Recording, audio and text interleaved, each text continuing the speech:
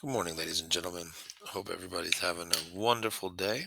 I've got a lot of questions about how to complete your essay on the population groups. We call this equity for all. Remember, we were looking at how certain groups of people, such as African Americans, Native Americans, women, immigrants, and Mexican Americans, were facing equality or inequality in the United States in the 1800s.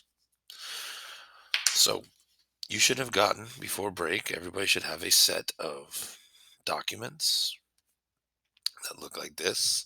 This is just one example of the Native American group. Everybody should have this set. And you should also have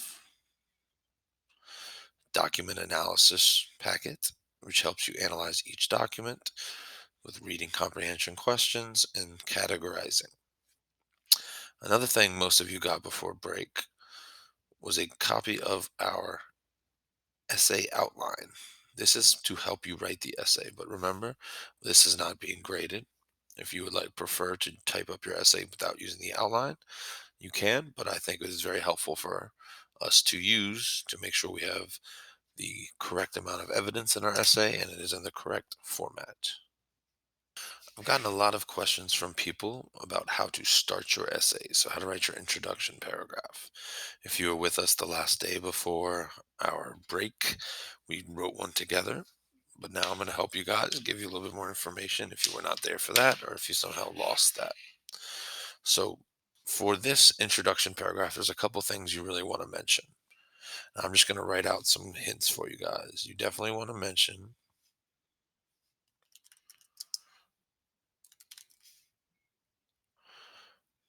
time period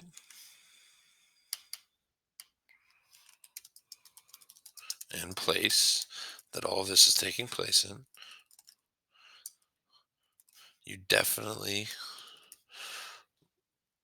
want to include information on who is in the US in the 1800s. So mention some of the different population groups. You want to also focus on a broad or general description on how different groups are being treated in the United States. Meaning, do these groups have equal rights? Are they being discriminated against? Maybe mention how some of these groups of people came to be within the United States. And then I want you to also mention who has full rights in the US, which group of people. And why is that important? Make sure you include that. 4 to 5 sentences for your introduction paragraph should be all that you need, and that will go right into your thesis statement. Okay, I gave everyone approval on these long before we started break, so everybody should have their thesis statement written down already or ready to go. But in case you didn't, make sure you mention your two population groups.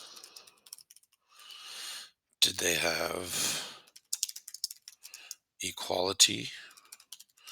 Were they making progress? Or were they facing inequality? To make this font a little bit bigger. And you also need to make sure you mention what types of rights we're focused on. And you only need to do two. So 2 out of 3 rights. Remember what they are. We have economic rights, social rights, and political rights. Now, one thing you have to be careful on is that some of your groups might have equal economic rights, but not have equal social rights, or unequal political rights and maybe making progress towards their social rights. So just be careful. You can write your thesis a little bit differently.